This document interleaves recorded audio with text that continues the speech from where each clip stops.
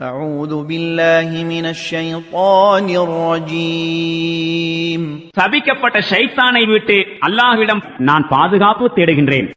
وإذ تقول للذي أنعم الله عليه وأنعمت عليه أمسك عليك زوجك واتق الله وتخفي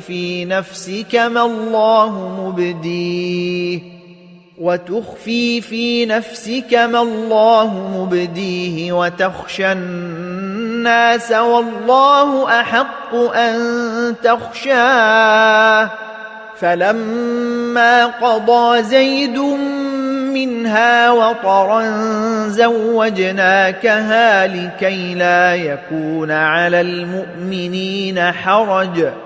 لكي لا يكون على المؤمنين حرج في أزواج أدعيائهم إذا قضوا منهن وطرا وكان أمر الله مفعولا.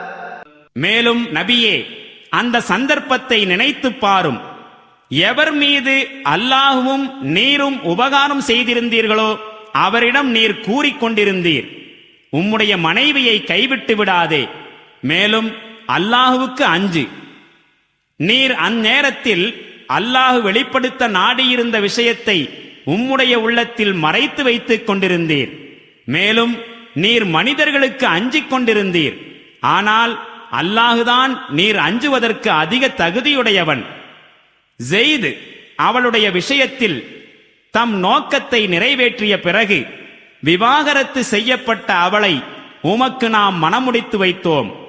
நம்பிக்கையாளர்களின் வளர்ப்பு மகன்கள் தம்முடைய மனைவிமார் விஷயத்தில் தம் தேவையை நிறைவேற்றிவிடும் போது விவாகரத்தான அப்பெண்களின் விவகாரத்தில் நம்பிக்கையாளருக்கு எவ்வித இடையூறும் இருக்கக்கூடாது என்பதற்காக.